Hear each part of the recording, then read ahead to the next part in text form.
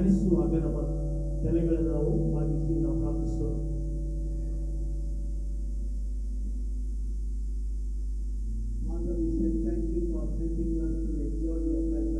ಕರ್ತನೇ, ನಿನ್ನ ಸನ್ನಿಧಾನವನ್ನು ಅನುಭವಿಸುವಂತೆ ಸಹಾಯ ಮಾಡಬೇಕಾಗಿ ಧನ್ಯವಾದ. ಮತ್ತು ನಿನ್ನ ಸನ್ನಿಧಾನದಲ್ಲಿ ಎಷ್ಟು ಅವಕಾಶವಾಗಿದೆ. ಕರ್ತನೇ, ನಾವು ಕೂತುಕೊಂಡು ನಿನ್ನ ವಾಕ್ಯವನ್ನು ಕೇಳುವಾಗ ನಮ್ಮೊಂದಿಗೆ ನೀನು ಸೇವೆ ಸಲ್ಲಿಸುವುದಾಗಿ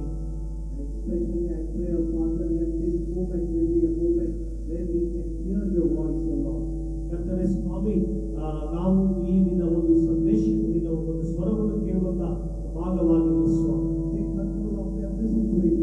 ಮತ್ತು ಎಲ್ಲಾ ಪರಿಸ್ಥಿತಿಗಳಲ್ಲಿ ನನ್ನೊಂದಿಗೆ ತೆಗೆದುಕೋಬೇಕು. ಮತ್ತು ಯಾವುದೇ ಗೊಂದಲ ಇಲ್ಲದಂತೆ ಸ್ವಾಮಿ, ಮತ್ತು ಎಲ್ಲವೂ ನಿನ್ನ ನಿಯಂತ್ರಣದಲ್ಲಿ ಸ್ವಾಮಿ.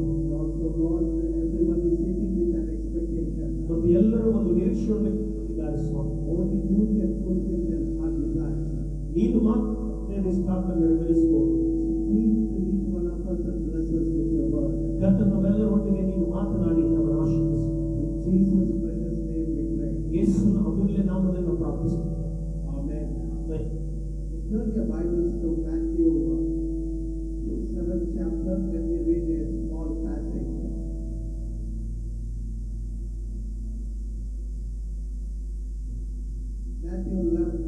Matthew 7th chapter 7, 24 to 27. ಮತ್ತಾಯನ ಬರೆದ ಸುವಾರ್ತೆ 7ನೇ ಅಧ್ಯಾಯ 24ರಿಂದ 27. Let me read in English, then after each of us everyone that who hears these words of mine and does them will be like a wise man who built his house upon the rock. And the rain fell, and the floods came, and the winds blew and beat on that house, but it did not fall, because it has been founded on the rock. And everyone who hears these words of mine and does not do them will be like a foolish man who built his house on the sand. And the rain fell, and the flood came, and the winds blew and beat against that house, and it fell, and great was the fall of it. ಮತ್ತಾಯನ ಬರೆದ ಸುವಾರ್ತೆ 7ನೇ ಅಧ್ಯಾಯ 24ರಿಂದ 27 ವಚನಗಳವರೆಗೆ ಓದುತ್ತೇವೆ. ಆದ್ದರಿಂದ ನನ್ನ ಮಾತುಗಳನ್ನು ಕೇಳಿ ಅವುಗಳಂತೆ ನಡೆಯುವವರು ಬಂಡೆಯ ಮೇಲೆ ಮನೆಯನ್ನು ಕಟ್ಟಿಕೊಂಡು ಬುದ್ಧಿಯುಳ್ಳ ಮನುಷ್ಯನು ಹೋಗುವನು. ಕಟ್ಟಿದ ಮೇಲೆ ಮಳೆ ಸುರಿಯಿತು, 4 ಮನೆಗಳಿಂದ ಗಾಳಿ ಬೀಸಿ ಆ ಮನೆಗೆ ಬಡಿಯಿತು. ಆದಾಗ್ಯೂ ಅದರ ಅಸ್ತಿವಾರವು ಬಂಡೆಯ ಮೇಲಿದ್ದರಿಂದ ಅದು ಬೀಳಲಿಲ್ಲ. ಆದರೆ ನನ್ನ ಮಾತುಗಳನ್ನು ಕೇಳಿಯೂ ಅವುಗಳಂತೆ ನಡೆದ ಪ್ರತಿಯೊಬ್ಬರು ಉಸುಬಿನ ಮೇಲೆ ಮನೆಯನ್ನು ಕಟ್ಟಿಕೊಂಡು ಬುದ್ಧಿಹೀನ ಮನುಷ್ಯನಿಗೆ ಹೋದವನು. ಕಟ್ಟಿದ ಮೇಲೆ ಮಳೆ ಸುರಿಯಿತು, ಹಳ್ಳಗಳು ಬಂದವು, 4 ಕಡೆಯಿಂದ ಗಾಳಿ ಬೀಸಿ ಆ ಮನೆಗೆ ಹೊಡೆಯಿತು. ಆಗ ಅದು ಗಣಮನೆ ಕಳೆದುಕೊಂಡಿತು.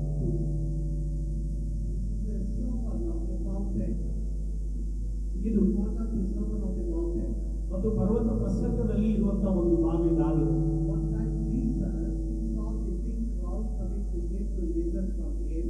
ಮತ್ತು ಯೇಸು ಕ್ರಿಸ್ತನ ಕಡೆಗೆ ಅನೇಕ ಜನರು ಬರುವಾಗ, ಒಂದು ದೊಡ್ಡ ಸಮೂಹ ಬರುವಾಗ ಆತನು ಗಮನಿಸಿ ಹೇಳ್ತಾರೆ,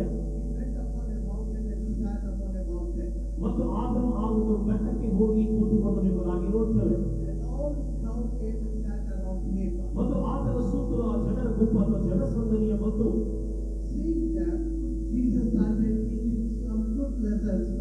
ಮತ್ತು ಅವರನ್ನು ನೋಡಿದ ಮೂಲಕವಾಗಿ ಯೇಸು ಒಳ್ಳೆಯ ಸಂದೇಶಗಳನ್ನು ಬೋಧಿಸಲಿಕ್ಕೆ ಪ್ರಾರಂಭಿಸಿದರು.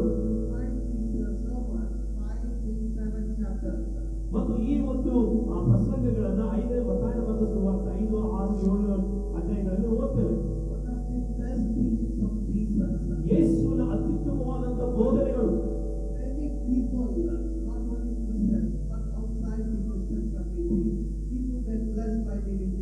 ಕೇವಲ ವಿಶ್ವಾಸಿಗಳಲ್ಲ ಅಥವಾ ಕ್ರೈಸ್ತರಲ್ಲದಂತ ಜನರು ಕೂಡ ಈ ಒಂದು ಬೋಧನೆಗಳ ಮೂಲಕವಾಗಿ ಆಶೀರ್ವದಿಸಲ್ಪಟ್ಟಿದ್ದಾರೆ.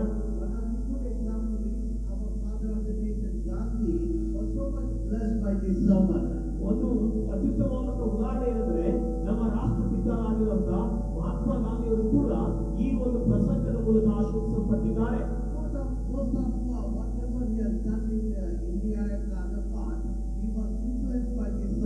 ಮತ್ತು ಭಾರತ ದೇಶ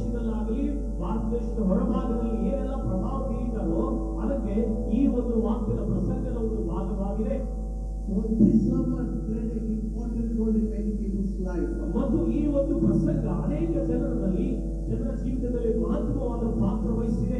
I will not teach everything from this sermon, but I want to pick up the last part of this sermon.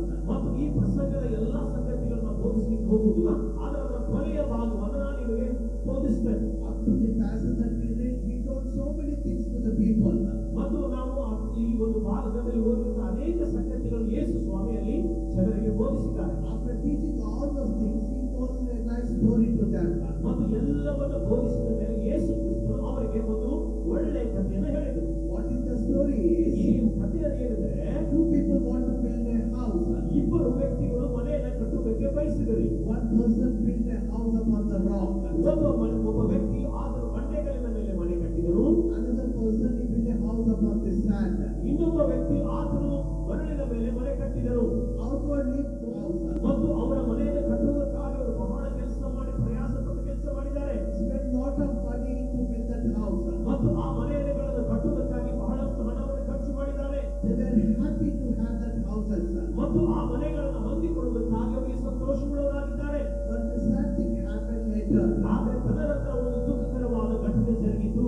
Big rain came and floods came and started hitting these houses. ಮತ್ತು ಒಂದು ದೊಡ್ಡ ಮಳೆ ಬಂದು ಅಲ್ಲಿ ಬಿರುಗಾಳಿ ಮತ್ತು ಅಲ್ಲಿ ಪ್ರಭಾವ ಈ ಮನೆಗಳನ್ನು ಬಡಿಯಲಿಕ್ಕೆ ಪ್ರಾರಂಭಿಸಿತು. But the house that is built upon the rock stood firm in midst of all kinds of things. ಆದರೆ ಬಂಡೆಗಲ್ಲಿನ ಮೇಲೆ ಕಟ್ಟಲ್ಪಟ್ಟಂತಹ ಮನೆ ಅದು ಎಲ್ಲ ಸಂಗತಿಗಳು ಬಂದಾಗಲೂ ಕೂಡ ಅದು ಬಲವಾಗಿ ನಿಂತುಕೊಂಡಿತು. Sad part is the house that is built upon the sand was destroyed. ಆದರೆ ದುಃಖಕರವಾದ ಸಂಗತಿ ಏನಂದ್ರೆ, ಈ ಒಂದು ಮರಳಿನ ಮೇಲೆ ಕಟ್ಟಲ್ಪಟ್ಟಂತಹ ಮನೆ ಅದು ಬಿದ್ದು ಹೋಯಿತು. Why Jesus want to tell this story? ಯಾಕೆ ಯೇಸು ಈ ಕಥೆಯನ್ನು ಹೇಳುವುದಕ್ಕೆ ಬಯಸಿದ್ರಿ? If you read 24th verse, ನೀವು 24ನೇ ವಚನದಲ್ಲಿ ಓದುವುದಾದ್ರೆ, he was telling to the people like this. ಆತನು ಜನರಿಗೆ ಈ ರೀತಿಯಾಗಿ ಹೇಳ್ತಾ ಇದ್ರು, Whatever I was teaching so far, ಇಲ್ಲಿವರೆಗೂ ನಾ ಏನೆಲ್ಲ ಬೋಧಿಸಿದ್ದೇನೋ, everything that you heard, ನೀವು ಕೇಳಿದಂತ ಎಲ್ಲಾ ಸಂಗತಿಗಳು, if you don't do it in your life, ಇವುಗಳನ್ನು ನಿಮ್ಮ ಜೀವನದಲ್ಲಿ ಅದರಂತೆ ನೀವು ನಡೆಯದೆ ಹೋದರೆ, it will be like the house that is built upon the sand. ಅದು ಮನೆ ಬಂದಿದ್ರೆ ಸುಮ್ಮಿನ ಮೇಲೆ ಅಥವಾ ಮರಳಿನ ಮೇಲೆ ಕಟ್ಟಿಕೊಂಡಂತಹ ಮನೆಯಾಗಿರುತ್ತದೆ. If anything that comes and strike your family, ಅಥವಾ ಯಾವುದೇ ಸಂಗತಿಗಳು ಬಂದು ನಿಮ್ಮ ಕುಟುಂಬವನ್ನು ಬಡಿದಾಗಿದ್ರೆ, you cannot stand in midst of all those. ಮತ್ತು ಎಲ್ಲಾ ಸಂಗತಿಗಳ ಮಧ್ಯದಲ್ಲಿ ನೀವು ನಿಂತ್ಕೊಳ್ಳಿಕ್ಕೆ ಆಗುವುದಿಲ್ಲ. But if you listen whatever I said and do according to that, ನೀವು ಒಂದು ವೇಳೆ ನಾನು ಹೇಳಿದ್ದೆಲ್ಲವೆಲ್ಲ ಕೇಳಿ ನೀವು ಅದನ್ನು ಮಾಡಿದ್ದಾಗಿದ್ದರೆ, you are like a person who built the house upon the rock. ಮತ್ತು ನೀವು ಎಂತ ವ್ಯಕ್ತಿಯಾಗಿರ್ತಾರೆ, ಬಂಡೆಗಲ್ಲಿನ ಮೇಲೆ ಕಟ್ಟಿದಂತ ವ್ಯಕ್ತಿಯಾಗಿರ್ತೀರಿ. This house that is built on the rock, we can stand in midst of anything. ಮತ್ತು ಯಾವುದೇ ಪರಿಸ್ಥಿತಿಯಲ್ಲಿ ಕೂಡ ಆ ಬಂಡೆಗಲ್ಲಿನ ಮೇಲೆ ಕಟ್ಟಲ್ಪಟ್ಟಂತ ಮನೆ ಅದು ನಿಂತುಕೊಳ್ಳುತ್ತದೆ. Jesus is emphasizing more on hearing and doing His word. ಯೇಸು ಸ್ವಾಮಿ ಇಲ್ಲಿ ಕೇಳುವುದರಲ್ಲಿ ಮತ್ತು ಅವುಗಳನ್ನು ಮಾಡುವುದರಲ್ಲಿ ಹೆಚ್ಚು ಒತ್ತು ಕೊಡ್ತಾ ಇದ್ದಾರೆ. So all people are hearing God's word. ಈ ಎಲ್ಲಾ ಜನ ದೇವರ ವಾಕ್ಯ ಕೇಳ್ತಾ ಇದ್ದಾರೆ. But He knows that hearing is not sufficient. ಆದ್ರೆ ಯೇಸು ಹೇಳ್ತಾರೆ, ಕೇಳುವುದು ಮಾತ್ರ ಸಾಕಾಗುವುದಿಲ್ಲ. But what you hear is putting into practice important. ಆದರೆ ಯಾವುದನ್ನು ಕೇಳ್ತೀರೋ ಅದನ್ನ ನೀವು ರೂಢಿ ಮಾಡಿಕೊಳ್ಳುವಂಥದ್ದು, ಅಭ್ಯಾಸ ಮಾಡಿಕೊಳ್ಳುವಂಥದ್ದು ಬಹಳ ಪ್ರಾಮುಖ್ಯವಾದದ್ದು. People can gain knowledge. ಜನರು ಜ್ಞಾನವನ್ನು ಸಂಪಾದಿಸಬಹುದು, But that knowledge has to transform life. ಆದರೆ ಆ ಒಂದು ಜ್ಞಾನ ನಮ್ಮ ಜೀವಿತವನ್ನು ರೂಪಾಂತರಗೊಳಿಸಬೇಕು. Even though you have lot of knowledge on a tablet for your sickness, ಮತ್ತು ರೋಗದ ವಿಷಯದಲ್ಲಿ ಅಂದ್ರೆ ಅಲ್ಲಿ ಗುಳಿಗೆ ವಿಷಯದಲ್ಲಿ ನಿಮಗೆ ಬಹಳಷ್ಟು ಜ್ಞಾನ ಇರಬಹುದು. if you don't take insight, it will not help you. ಒಂದು ವೇಳೆ ನೀವು ಆ ಮಾತ್ರೆಯನ್ನು ಅಥವಾ ಗುಳಿಗೆಯ ಒಳಗೆ ತೆಗೆದುಕೊಳ್ಳದೆ ಹೋದ್ರೆ ಅದು ಕೆಲಸ ಮಾಡುವುದಿಲ್ಲ. If you keep in your pocket a tablet, will not help you. ನೀವು ಅದನ್ನು ನಿಮ್ಮ ಒಂದು ಜೋಬ್ನಲ್ಲಿ ಇಟ್ಕೊಳ್ಳೋದಾದ್ರೆ ಅದು ಕೆಲಸ ಮಾಡುವುದಿಲ್ಲ. You may have all the knowledge about the tablet. ಆದರೆ ನೀವು ಆ ಗುಳಿಗೆ ಅಥವಾ ಮಾತ್ರೆ ಬಗ್ಗೆ ಸಂಪೂರ್ಣವಾದ ಜ್ಞಾನ ನಿಮಗೆ ಇರಬಹುದು. Unless it goes, it will not help. ಅದು ಒಳಗೆ ಹೋಗದೆ ಹೊರತು ನಿಮ್ಮಲ್ಲಿ ಕೆಲಸ ಮಾಡುವುದಿಲ್ರಿ. That's what Jesus trying to say. ಅದನ್ನೇ ಯೇಸು ಇಲ್ಲಿ ಹೇಳ್ತಾ ಇದ್ದಾರೆ. Hearing is not enough. ಹೇಳುವುದು ಸಾಕಾಗುವುದಿಲ್ಲ. But you have to go inside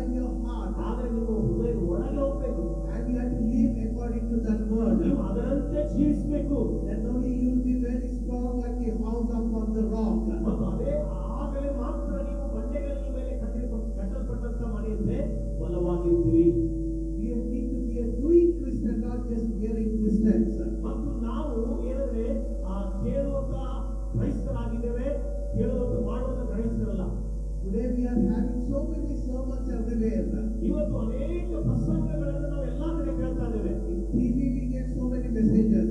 TV ಮೂಲಕವಾಗಿ ನಮಗೆ ಅನೇಕ ಸಂದೇಶಗಳು In ಕೇಳ್ತೇವೆ. radios we have messages. In radios we hear messages. Radio ಮೂಲಕವಾಗಿ ನಾವು ಸಂದೇಶಗಳನ್ನು ಕೇಳ್ತೇವೆ. If you open YouTube you get so many messages. ಮತ್ತು ಯೂಟ್ಯೂಬ್ ಮೂಲಕವಾಗಿ ಅನೇಕ ಸಂದೇಶಗಳನ್ನು ನಾವು ನೋಡ್ತೇವೆ. Everywhere you can hear God's word. ಎಲ್ಲಾ ಕಡೆಗಳಲ್ಲಿ ದೇವರ ವಾಕ್ಯ ಕೇಳ್ತಾ ಇದ್ದೀರಿ. But that is not sufficient just hearing it. ಕೇವಲ ಅದು ಕೇಳುವುದಷ್ಟೇ ಸಾಕಾಗುವುದಿಲ್ಲ. But hearing and doing God's word is important. ಆದರೆ ದೇವರ ವಾಕ್ಯವನ್ನು ಕೇಳುವಂಥದ್ದು ಮತ್ತು ಅದನ್ನ ಕೈಕೊಂಡು ನಡೆಯುವಂಥದ್ದು ಮಹತ್ವವಾದದ್ದು. We have so much of knowledge of Bible everywhere. ಮತ್ತು ಇವತ್ತು ಬೈಬಲ್ ಬಗ್ಗೆ ಎಲ್ಲ ಕಡೆಗಳಲ್ಲಿ ಹೆಚ್ಚು ಜ್ಞಾನವೇ ನಿಜ. But we find many people who are living practically according to that knowledge. ಆದರೆ ಆ ವಾಕ್ಯದ ಜ್ಞಾನದ ಅನುಸಾರವಾಗಿ ಒಂದು ಪ್ರಾಯೋಗಿಕ ಜೀವನ ಅಥವಾ ಅದರಿಂದ ನಡೆಯುವಂತ ಜನರು ಬಹಳ ಕಡಿಮೆ. Learn little but live by that. That is important. Learn little and live by that word is important. ಮತ್ತು ಸ್ವಲ್ಪ ಕಲಿತರೂ ಕೂಡ ಅದರಂತೆ ನೀವು ನಡೆಯುವುದು ಬಹಳ ಮಹತ್ವದಾಗಿದೆ. How much you are learning is not important. ನೀವು ಎಷ್ಟು ಕಲಿತೀರಿ ಅದು ಪ್ರಾಮುಖ್ಯವಲ್ಲರಿ. How much you are changing your life is important. ಆದರೆ ಎಷ್ಟು ನೀವು ಜೀವನವನ್ನು ಬದಲಾಯಿಸಿಕೊಳ್ತಾ ಇದ್ದೀರೋ ಅದು ಮುಖ್ಯವಾದದ್ದು. I know you are attending this church for many years. So ನಾನು ಅನೇಕ ವರ್ಷಗಳಿಂದ ಈ ಸಭೆಗೆ ಬರ್ತಾ ಇದ್ದೇನೆ ನಿಜ. I know some people are attending more than 10 years. ಮತ್ತು ನನಗೆ ಗೊತ್ತು ಅನೇಕ ಜನರು ನೀವು 10 ವರ್ಷಗಳಿಂದ ಹೆಚ್ಚಾಗಿ ಈ ಸಭೆಗೆ ಬರ್ತಾ ಇದ್ದೀರಿ. How many messages you might have heard from here? ಮತ್ತು ನೀವು ಎಷ್ಟೋ ಸಂದೇಶಗಳು ಇಲ್ಲಿಂದ ಕೇಳಿದ್ದೀರಿ. You know, every Sunday we hear and gain knowledge. ಮತ್ತು ಪ್ರತಿ ಭಾನುವಾರ ನಾವು ವಾಕ್ಯಗಳನ್ನು ಕೇಳಿ ಜ್ಞಾನವನ್ನು ಸಂಪಾದಿಸಿಕೊಳ್ತೇವೆ. That is good to gain that knowledge. ಆ ಜ್ಞಾನವನ್ನು ಸಂಪಾದಿಸಿಕೊಳ್ಳುವುದು ಒಳ್ಳೆಯದು. But putting it to practice very important. ಆದರೆ ಅದರಂತೆ ನಡೆಯುವುದು ಬಹಳ ಮಹತ್ವವಾದದ್ದು. That's good. We have a service only on Sundays. ಆದರೆ ನಾವು ಭಾನುವಾರ ಸಂದೇಶಗಳನ್ನು ಹೊಂದಿಕೊಳ್ಳುವುದು ಒಳ್ಳೆಯದು ನಿಜ. Because more things is there for us to put in that message. ಆದರೆ ಆ ಒಂದು ಭಾನುವಾರ ಕೇಳಿದ ಸಂದೇಶವನ್ನ ಅದನ್ನು ಕೈಕೊಂಡು ನಡೆಯೋದಕ್ಕೆ ನಮಗೆ ಬಹಳಷ್ಟು ಜೀವ ಇರ್ತದೆ ಒಂದು ವಾರದಲ್ಲಿ. To put whatever we are learning. ಯಾವುದನ್ನ ಕಲಿತಾ ಇದ್ದವೋ ಅದು ನಮ್ಮ ಜೀವನದಲ್ಲಿ ಕೈಕೊಂಡು ನಡೆಯಬೇಕು ಅಥವಾ ಅದನ್ನ ನಾವು ರೂಢಿ ಮಾಡಿಕೊಳ್ಳಬೇಕೆಂಬುದು. Let me tell one more story that I remember as I'm preaching. ನಾನು ವಾಕ್ಯವನ್ನು ಸಾರುತ್ತಿರುವಾಗ ಒಂದು ಸಂಗತಿ ಅಥವಾ ಒಂದು ಕಥೆ ನನಗೆ ನೆನಪು ಬರ್ತಾ ಇದೆ. I'm talking from Luke.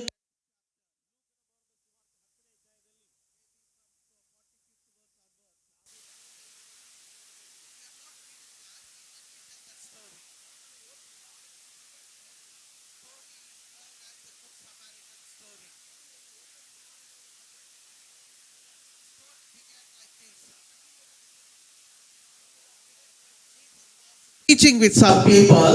ಯೇಸು ಸ್ವಾಮಿ ತನ್ನ ಶಿಷ್ಯರಿಗೆ ಕಲಿಸುತ್ತಿರುವಾಗ One lawyer came to Jesus. ಒಬ್ಬ ವಕೀಲನು ಆತನ ಬಳಿಗೆ ಬರ್ತಾನೆ. What I shall need to do to go to heaven? ನಾನು ಪರಲೋಕಕ್ಕೆ ಹೋಗಬೇಕಾದ್ರೆ ಏನ್ ಮಾಡಬೇಕು? And Jesus asked, what you learned so far? ಮತ್ತು ಯೇಸು ಹೇಳ್ತಾರೆ, ಇಲ್ಲಿವರೆಗೆ ನೀನು ಏನ್ ಕಲ್ತಿದ್ದಿ? In those days lawyers need to read the whole Old Testament. ಮತ್ತು ಆ ದಿನದಲ್ಲಿ ಧರ್ಮೋಪದೇಶಕರು ಏನಂದ್ರೆ ಇಡೀ ದೇವರ ವಾಕ್ಯವನ್ನು ಅವರು ಓದಿರಬೇಕು. They need to help people according to God's word. ಮತ್ತು ದೇವರ ವಾಕ್ಯದ ಅನುಸಾರವಾಗಿ ಜನರಿಗೆ ಅವರು ಸಹಾಯ ಮಾಡಬೇಕು. So this lawyer knows the whole Old Testament. ಮತ್ತು ಆ ಧರ್ಮೋಪದೇಶಕನಿಗೆ ಇಡೀ What you learned so far? ಯೇಸು ಹೇಳ್ತಾರೆ, ಇಲ್ಲಿವರೆಗೆ ನೀನು ಏನು ಕಲ್ತಿದ್ದಿ? He answered to Jesus in a right way. ಮತ್ತು ಯೇಸುವಿಗೆ ಆತನು ಸರಿಯಾದ ರೀತಿಯಲ್ಲಿ ಉತ್ತರ ಕೊಟ್ಟ. You need to love God and you need to love the neighbor. ಮತ್ತು ಆತನು ಹೇಳ್ತಾನೆ, ನೀನು ದೇವರನ್ನ ಪ್ರೀತಿಸಬೇಕಂತ. Jesus said, you told very much right. ಮತ್ತು ಯೇಸು ಹೇಳ್ತಾನೆ, ನೀನು ಹೇಳಿದ್ದು ಒಳ್ಳೆಯದು, ಸರಿಯಾದದ್ದು. So go and love God and love the neighbor. That's enough for it. ಮತ್ತು ಅದೇ ರೀತಿಯಾಗಿ ನೀನು ಹೋಗಿ ದೇವರನ್ನ ಪ್ರೀತಿ ಮಾಡು ಮತ್ತು ಜನರನ್ನ ಪ್ರೀತಿ ಮಾಡು ಎಂಬುದಾಗಿ. ಅದೇ Lawyer got one more question to Jesus. ಮತ್ತು ಆ ಧರ್ಮೋಪದೇಶಕನು ಯೇಸುವಿಗೆ ಮತ್ತೊಂದು ಪ್ರಶ್ನೆ ಹಾಕಿದನು. Who is my neighbor, Jesus? ಯೇಸುವೆ, ನನ್ನ ನೆರೆಯವರು ಅಂದ್ರೆ ಯಾರು? You are telling to go and love neighbor. Who is my neighbor? ನೀನು ಹೇಳ್ತಾ ಇದ್ದೀನಿ ನೆರೆಯವರನ್ನ ಹೋಗಿ ಪ್ರೀತಿಸು ಅಂತ. ಆದ್ರೆ ನನ್ನ ನೆರೆಯವರು ಯಾರು? In those days they have a problem. ಮತ್ತು ಆ ದಿನಗಳಲ್ಲಿ ಅವರಿಗೆ ಒಂದು ಸಮಸ್ಯೆ ಇತ್ತು. Because they are all 12 tribes living in different places. ಯಾಕಂದ್ರೆ ಆ 12 ಕುಲದವರು ಬೇರೆ ಬೇರೆ ಭಾಗದಲ್ಲಿ ವಾಸ ಮಾಡ್ತಾ ಇದ್ರು ಇಸ್ರಾಯೇಲರು. Neighbor means the one is a one who is sitting side of me, staying side of my house. ಅಥವಾ ಏನಂತಂದ್ರೆ ನೆರೆಯವರು ಅಂದ್ರೆ ನನ್ನ ಮನೆಯ ಪಕ್ಕದಲ್ಲಿರುವಂತವರು. Or neighbor means another tribe person. ಅಥವಾ Another tribe person. ಅಥವಾ ನೆರೆಯವರಂದ್ರೆ ಇನ್ನೊಬ್ಬ ಮೂರನೇ ವ್ಯಕ್ತಿಯೋ. Who is that neighbor means? ಮತ್ತು ಆ ನೆರೆಯವರಂದ್ರೆ ಯಾರು? Is it my own family or another tribe? ಒಂದು ವೇಳೆ ನನ್ನ ಕುಟುಂಬವಾಗಿದೆಯೋ ಅಥವಾ ಇನ್ನೊಂದು ಕುಲವಾಗಿದೆಯೋ. So Jesus want to help him who is the neighbor is.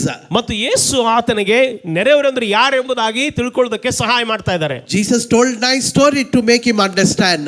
ಮತ್ತು ಯೇಸು ಸ್ವಾಮಿ ಅದನ್ನು ಹೊಂದಿಕೊಳ್ಳೋದಕ್ಕಾಗಿ ಒಳ್ಳೆ ಕಥೆಯನ್ನು ಹೇಳ್ತಾರೆ. One man, he was traveling from Jerusalem to Jericho. ಒಬ್ಬ ವ್ಯಕ್ತಿ ಯೆರೂಸಲೇಮಿನಿಂದ ಯೆರಿಕೋಗೆ ಪ್ರಯಾಣ ಮಾಡ್ತಾ ಇದ್ದ. As he's going, ಆತನು ಹೋಗುತ್ತಿರುವಾಗ there is a place where dacoits were there. ಅಲ್ಲಿ ಒಂದು ಸ್ಥಳ ಇತ್ತು, ಅಲ್ಲಿ ಹೆಚ್ಚಾಗಿ ಡಕಾಯಿತರು ಅಥವಾ ಕಳ್ಳರಿರುವಂತ ಒಂದು ಸ್ಥಳ. So those dacoits came and attacked this man. ಮತ್ತು ಆ ಕಳ್ಳರು ಅಥವಾ ಡಕಾಯಿತರು ಬಂದು ಈ ವ್ಯಕ್ತಿಯನ್ನ ಆ ಮೇಲೆ ಆಕ್ರಮ ಮಾಡ್ತಾರೆ. And took everything from him, beat him and put him off dead and ran away. ಮತ್ತು ಆತನನ್ನು ಹೊಡೆದು ಆತನ ಬಳಿಯಲ್ಲಿರುವಂತ ಎಲ್ಲಾ ಸಂಗತಿಗಳನ್ನು ಕಸ್ಕೊಂಡು ಹೋಗ್ಬಿಡ್ತಾರೆ. So this man fell on the road off dead. ಮತ್ತು ಈ ವ್ಯಕ್ತಿ ಅರೆ ಜೀವವಾಗಿ ಆತನು ಆ ರಸ್ತೆ ಮೇಲೆ ಬಿದ್ದಿದ್ದಾನೆ. He don't have anybody to get an help. ಮತ್ತು ಆತನಿಗೆ ಸಹಾಯ ಮಾಡೋದಕ್ಕೆ ಅಲ್ಲಿ ಯಾರು ಇಲ್ಲ. So one Levite was passing by that place. ಮತ್ತು ಆ ಒಂದು ಭಾಗದಲ್ಲಿ ಆ ಒಂದು ರಸ್ತೆಯಲ್ಲಿ ಲೇವಿಯನು ಹಾದಿ ಹೋಗ್ತಾ ಇದ್ದ. Who's this Levi? ಮತ್ತು ಈ ಲೇವಿಯನು ಯಾರ್ರೀ? Levi is a tribe that works in the temple. ಮತ್ತು ಈ ಲೇವಿಯನು ಅನ್ನುವಂತ ವ್ಯಕ್ತಿ ಏನಂದ್ರೆ ದೇವಾಲಯದಲ್ಲಿ ಸೇವೆ ಮಾಡುವಂತ ವ್ಯಕ್ತಿ, ಕುಲದವನು. The one who knows the whole Old Testament. ಮತ್ತು ಹಳೆ ಒಡಂಬಡಿಕೆಯನ್ನು ಆತನು ಬಲ್ಲಾತನಾಗಿದ್ದನು. He is the one who helped people how to worship God. ಮತ್ತು ದೇವರನ್ನು ಹೇಗೆ ಆರಾಧಿಸಬೇಕೆಂದು ಸಹಾಯ ಮಾಡುವಂತ ವ್ಯಕ್ತಿ ಈತನಾಗಿದ್ದ. So this Levite was passing on that road. ಮತ್ತು ಈ ಲೇವಿಯನು ಆ ಒಂದು ಮಾರ್ಗದಲ್ಲಿ ಹಾದು ಹೋಗ್ತಾ ಇದ್ದ. And he saw a person lying on the road. ಮತ್ತು ಅಲ್ಲಿ ಆ ರಸ್ತೆಯಲ್ಲಿ ಬಿದ್ದಿರುವಂತ ವ್ಯಕ್ತಿಯನ್ನು ಆತನು ನೋಡ್ತಾನೆ. So he went and looked at that person. ಮತ್ತು ಆ ವ್ಯಕ್ತಿ ಬೆಳಗ್ಗೆ ಹೋಗಿ ನೋಡ್ತಾನೆ. He felt that person is dead. ಮತ್ತು ಅವನು ಅನ್ಕೊಂಡ ಈ ಬಿದ್ದಂತ ವ್ಯಕ್ತಿ ಸತ್ತಿರಬಹುದು ಅಂತ. And he moved away from that place. ಮತ್ತು ಆ ಸ್ಥಳದಿಂದ ಆತನು ಮುಂದೆ ದಾಟಿ ಹೋಗ್ಬಿಡ್ತಾನೆ. Instead of helping, he went away from that place. ಮತ್ತು ಆ ವ್ಯಕ್ತಿಗೆ ಸಹಾಯ ಮಾಡೋದು ಬದಲಾಗಿ ಆ ವ್ಯಕ್ತಿಯನ್ನು ದಾಟಿಕೊಂಡು ಹೋಗ್ಬಿಡ್ತಾನೆ. And after that, priest came on that road. ಮತ್ತು ಆ ನಂತರ ಅಲ್ಲಿ ಒಬ್ಬ ಯಾಜಕನು ಬರ್ತಾನೆ. And he also looked at this person. ಮತ್ತು ಈ ವ್ಯಕ್ತಿ ಕೂಡ ಏನಂದ್ರೆ ಯಾಜಕನು ಕೂಡ ಆತನ ನೋಡ್ತಾನೆ. And also he didn't do anything and went by. ಮತ್ತು ಆತನಿಗೆ ಯಾವುದೇ ಸಹಾಯ ಮಾಡಲಾರದೆ ಯಾಜಕನು ದಾಟಿ ಹೋಗ್ಬಿಡ್ತಾನೆ. As all these people left, this man was helpless on the road. ಮತ್ತು ಎಲ್ಲ ಈ ರೀತಿ ಜನರು ಆತನನ್ನು ಬಿಟ್ಟು ಹೋಗಿದ್ರಿಂದ ಈ ವ್ಯಕ್ತಿ ನಿಸ್ಸಹಾಯಕನಾಗಿ ಆ ರಸ್ತೆಯಲ್ಲಿ ಮಲಗಿರ್ತಾನೆ. And a man named Samaritan is passing by. ಆದ್ರೆ ಮಾರ್ಗದಲ್ಲಿ ಸಮಾರ್ಯದ ಒಬ್ಬ ವ್ಯಕ್ತಿ ದಾಟಿ ಹೋಗ್ತಾ ಇದ್ದಾನೆ. Samaritan is a group of people in Jesus time. ಮತ್ತು ಯೇಸುವಿನ ಕಾಲದಲ್ಲಿ ಸಮಾರ್ಯದವರು ಒಂದು ಗುಂಪಿನ ಜನಾಂಗದವರಾಗಿದ್ದರು. They were looked down during Jesus time. ಮತ್ತು ಯೇಸುವಿನ ಕಾಲದಲ್ಲಿ ಈ ಸಮಾರ್ಯದವರನ್ನ ಕೀಳಾಗಿ ಕಾಣಿಸಲ್ಪಡುವಂತ ಗುಂಪಿನ ಜನರಾಗಿದ್ದರು. They are like untouchable people. ಮತ್ತು ಅವರು ಅಸ್ಪೃಶ್ಯರಂತೆ ಇದ್ದರು. They never mingle with anybody. ಮತ್ತು ಅವರು ಯಾರ ಜೊತೆಗೆ ಸೇರ್ತಾ ಇರಲಿಲ್ಲ. Especially Jewish people never go to them. ಮತ್ತು ಯಹೂದ್ಯರು ಅವರ ಬಳಿಗೆ ಎಂದಿಗೂ ಹೋಗ್ತಾ ಇರಲಿಲ್ಲರಿ. So they are unrecognized people in the society. ಮತ್ತು ಸಮಾಜದಲ್ಲಿ ಅವರು ಗುರುತಿಸಲ್ಪಡದೇ ಇರುವ ಜನರಾಗಿದ್ದರು. So this unrecognized person passing by on that road. ಮತ್ತು ಈ ಗುರುತಿಸಲ್ಪಡಲಾರದಂತ ವ್ಯಕ್ತಿ ಈ ಒಂದು ಮಾರ್ಗದಲ್ಲಿ ಹಾದು ಹೋಗ್ತಾ ಇದ್ದಾನೆ. He has a plan to travel long distance. ಮತ್ತು ಆತನು ಇನ್ನೂ ದೀರ್ಘವಾದಂತ ಪ್ರಯಾಣ ಮಾಡಬೇಕಾಗಿದೆ. So he prepared something that he needed for his journey. ಮತ್ತು ತನ್ನ ಪ್ರಯಾಣಕ್ಕೆ ಬೇಕಾಗಿರುವಂತ ಸಿದ್ಧತೆಗಳನ್ನು ಆತನು ಮಾಡಿಕೊಂಡಿದ್ದಾನೆ. Some oil and some medicine, whatever needed, he carried for his journey. ಮತ್ತು ತನ್ನ ಪ್ರಯಾಣಕ್ಕೆ ಬೇಕಾಗಿರುವಂತ ಏನಂದ್ರೆ ಎಣ್ಣೆ ಆಗಲಿ ಅಥವಾ ಏನಂದ್ರೆ ಮದ್ದು ಅಥವಾ ಔಷಧಿ ಆಗಲಿ ಎಲ್ಲವನ್ನ ಆತನು ತೆಗೆದುಕೊಂಡಿದ್ದಾನೆ. And also little money that needed for his journey. ಮತ್ತು ತನ್ನ ಪ್ರಯಾಣಕ್ಕೆ ಬೇಕಾಗಿರುವ ಹಣವನ್ನು ಕೂಡ ಆತನು ಸಿದ್ಧಪಡಿಸಿಕೊಂಡಿದ್ದಾನೆ. As he passing by, he saw this person on the road. ಮತ್ತು ಈ ವ್ಯಕ್ತಿ ದಾಟಿ ಹೋಗ್ತಿರುವಾಗ ಏನಂದ್ರೆ ಈ ವ್ಯಕ್ತಿಯನ್ನು ಆತನು ನೋಡ್ತಾನೆ. And he felt pity on that person. ಮತ್ತು ಈ ಏನಂದ್ರೆ ಈ ಸಮಾರ್ಯದವನಿಗೆ ಅಲ್ಲಿ ಬಿದ್ದಂತ ವ್ಯಕ್ತಿ ಮೇಲೆ ಕರುಣೆ ಉಂಟಾಯಿತು. And he said, how come this person on the road?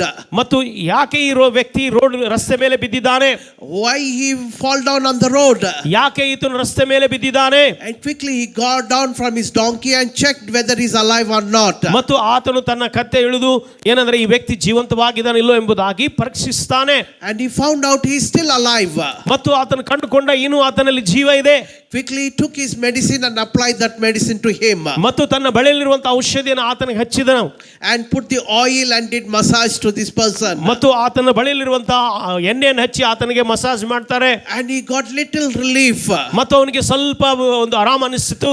And he felt, I need to do some more for this person. ಹಾಗಾದ್ರೆ ಈ ವ್ಯಕ್ತಿಗೆ ಏನಾದರೂ ನಾನು ಸಹಾಯ ಮಾಡಬೇಕೆಂಬುದಾಗಿ ಸಮಾರ್ಯರಿಗೆ ಅನಿಸ್ತಿರಿ. Immediately I need to put him in a hospital. ಆತನು ತಕ್ಷಣವೇ ಆಸ್ಪತ್ರೆಗೆ ಕೊಂಡೊಯ್ತಾನೆ.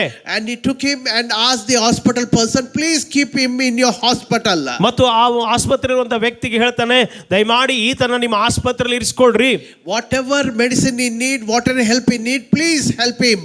ನಿಮ್ಮ ಆತನಿಗೆ ಏನೆಲ್ಲ ಔಷಧಿ ಬೇಕಾಗಿದೆ, ಏನೆಲ್ಲ ಸಹಾಯ ಬೇಕಾಗಿದೋ ದಯಮಾಡಿ ಆತನಿಗೆ ಸಹಾಯ ಮಾಡ್ರಿ. I am on my way for an important work. ನಾನು ನನ್ನ ಒಂದು ಮಹತ್ವವಾದ ಕೆಲಸಕ್ಕೆ ಹೋಗ್ತಾ ಇದ್ದೇನೆ. When I come back, ನಾನು ಹಿಂತಿರುಗಿ ಬರುವಾಗ I will pay all the bills that he need to pay. ಮತ್ತು ನೀವು ತನಗೆ ಉಪಚಾರ ಮಾಡಿದಂತ ಏನೆಲ್ಲ ಔಷಧಿ ಉಪಚಾರ ಮಾಡಿರ್ತೋ ಅದಕ್ಕೆ ಬೇಕಾಗಿರುವಂತ ಎಲ್ಲ ಒಂದು ಹಣವನ್ನು ನಾನು ಕೊಡ್ತೇನೆ ಎಂಬುದಾಗಿ. Please take care of this person. ದಯಮಾಡಿ ಈ ವ್ಯಕ್ತಿ ಬಗ್ಗೆ ಕಾಳಜಿ ವಹಿಸ್ರಿ ಅಂದ್ರ. And admitted in the hospital and he went away. ಮತ್ತು ಆತನನ್ನು ಅಲ್ಲಿ ಆಸ್ಪತ್ರೆಯಲ್ಲಿ ದಾಖಲು ಮಾಡಿ ಮುಂದೆ ಹೋಗ್ತಾನೆ. And after telling this story to this lawyer, ಈ ಒಂದು ಧರ್ಮೋಪದೇಶಕನಿಗೆ ಯೇಸು ಈ ಕಥೆಯನ್ನು ಹೇಳಿದ ನಂತರ now he asked a question to the lawyer. ಮತ್ತು ಆ ಧರ್ಮೋಪದೇಶಕನಿಗೆ ಪ್ರಶ್ನೆ ಕೇಳ್ತಾನೆ, Who is the neighbor to that person now? ಮತ್ತು ಈಗ ಹೇಳು ಈ ವ್ಯಕ್ತಿಗೆ ನೆರೆಹೊರೆಯವನು ಯಾವನು ಎಂಬುದಾಗಿ. You know, hearing all the story, we all know, okay, the Samaritan is a good neighbor to this person. ಮತ್ತು ಈ ಕಥೆಯನ್ನು ಕೇಳುವಾಗ ಅವನು ಗೊತ್ತಾಯ್ತು ಏನಂದ್ರೆ ಈ ವ್ಯಕ್ತಿ ಆತನಿಗೆ ನಿಜವಾದ ನೆರೆಹೊರೆಯವನು ಎಂಬುದಾಗಿ ಅಥವಾ ಒಳ್ಳೆ ವ್ಯಕ್ತಿ ಎಂಬುದಾಗಿ. Lawyer immediately answered, yes, the Samaritan is a good neighbor to that person. ಮತ್ತು ತಕ್ಷಣವೇ ಆ ಧರ್ಮೋಪದೇಶಕನು ಹೇಳ್ತಾನೆ ಏನಂದ್ರೆ ಆ ಸಮಾರ್ಯದನ ನಿಜವಾದ ನೆರೆಹೊರೆಯವನು ಎಂಬುದಾಗಿ. And Jesus said, a neighbor is a person who is in need.